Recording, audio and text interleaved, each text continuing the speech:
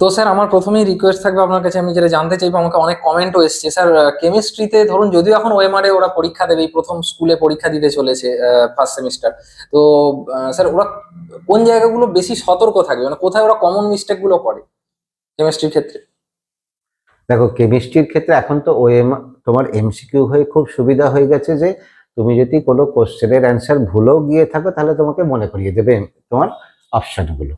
ঠিক আছে, এখন কমন মিস্টেক হচ্ছে তোমার যেটা হয় সেটা হচ্ছে তোমার তাড়াহুড়ো করতে গিয়ে আর কিছু ক্যালকুলেশন করতে গিয়ে যেটা কমন মিস্টেক হয়, সেক্ষেত্রে ক্যালকুলেশনের কমন মিস্টেক। এছাড়া সেরকম কমন মিস্টেক হওয়ার অন্তত ফার্স্ট টার্মে সেরকম কোনো জায়গা নাই।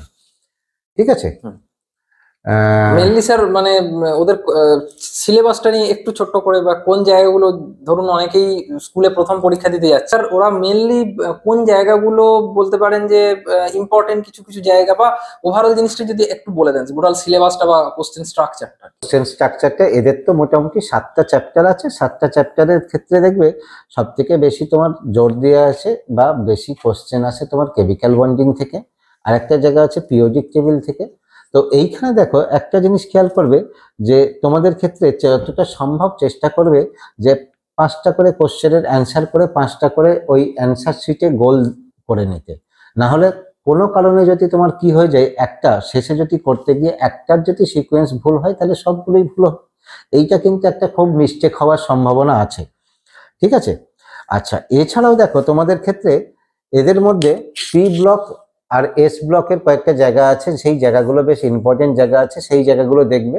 তো তোমাদের বইতে দেখবে পি ব্লক এস ব্লকের অনেক বড় আছে, যতটা সম্ভব তোমাদের দেখবে হাইলাইট যেগুলো বলে যাব সেইগুলোর উপর বেশি জোর দেবে, তাহলে দেখবে তোমাদের ক্ষেত্রে পড়া বা রিভাইজ করে তৈরি হয়ে যাওয়াটা অনেক সুবিধা হচ্ছে। স্যার ওরা বই কি পড়বে, মানে বই যদিও এখন ধরুন পরীক্ষা চলে এসেছে, তবুও সেকেন্ড সেমের জন্য মানে আপনি একটু বইটা একটু যদি না, ওরা যে বই পড়ে এসছে সে বই পড়বে। এখন তো নতুন বই পড়তে গিয়ে কোনো না, আমি বলছি স্যার সেকেন্ড সেমের জন্য ধরুন এই ভিডিওর মাধ্যমে আমি একটু বলে দিতে চাইছি যে সেকেন্ড সেমের জন্য ধরুন ওদের কোন কোন বই ভালো আছে, বা আপনি ইন্ডিয়ান অথরদের মধ্যে ইংলিশ ভার্সানও কিছু থাকলে একটু বলে দিন।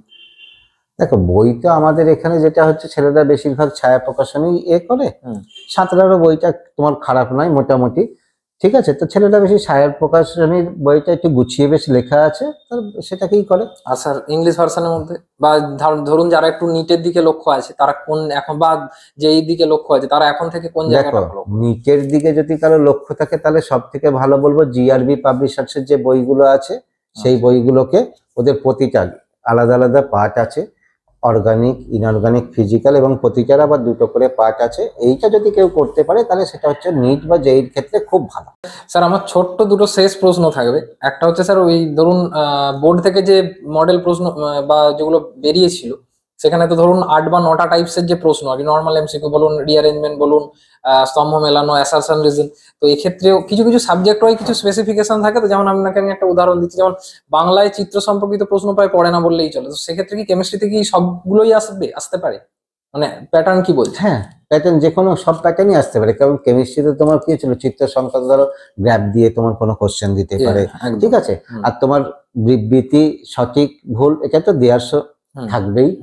ঠিক আছে, আর তোমার কি দেখবে ওই যে স্তম্ভ মেলানো, তোমার স্তম্ভ মেলানো দেওয়ার জায়গা সব থেকে বেশি দেখবে কেমিক্যাল বন্ডিং থেকে। তোমাকে 3টে 4টে যৌগ দিয়ে দিল, ওদের ক্ষেত্রে স্ট্রাকচার দিয়ে দিল, কোনটা টেট্রাহেড্রাল কোনটা অক্টাহেড্রাল ইত্যাদি দিয়ে দিল।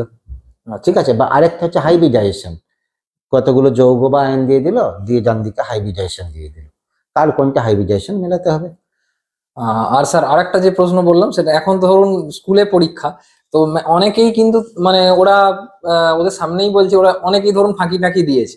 তো অনেকের একটা ধারণা থাকে যে 11-এর নাম্বার তো স্যার যোগ হবে না, কিন্তু আমার মানে অ্যাজ বায়োলজির ক্ষেত্রে ওদের আমি আগেও বলেছি আমার চ্যানেলে, কিন্তু আমি আপনাকেও আমি রিকোয়েস্ট করবো যে ধরুন 11 যদি কেউ ফাঁকি দিয়ে পড়ে আর কি, তো সেক্ষেত্রে তার অথচ তার নিট বা যেই দিকে লক্ষ্য আছে, সেক্ষেত্রে তো তার একটা এফেক্ট পড়বে কিনা স্যার এই টপিকগুলো? 11 যদি কেউ ফাঁকি দেয়, বিশেষত এই যে তোমার বললাম ফার্স্ট সেমিস্টারের মধ্যে পিরিয়ডিক টেবিল আর কেমিক্যাল বন্ডিং, এবং গ্যাসটা তো আছে কিছু কিছু ক্ষেত্রে লাগবে, এই দুটো জায়গায় যদি কেউ ফাঁকি দেয় তাহলে তার 12-এর বলো বা সেকেন্ড সেমিস্টারের বলো, সেই ঘাটতিটাকে পূরণ করাটা খুব শক্ত। ঠিক একইভাবে এখন তো আর বললে ওদের শোনার জায়গা নেই, ঠিক একইভাবে যে সেকেন্ড সেমিস্টারে 11-এর যে অর্গানিকের যে বেসিক জিনিসগুলো আছে সেই জিনিসগুলো যদি কেউ ফাঁকি দিয়ে যায় তাহলে 12-এ গিয়ে সে অর্গানিকের কুল কিনারা খুঁজে পাবে না কিছু, ঠিক আছে।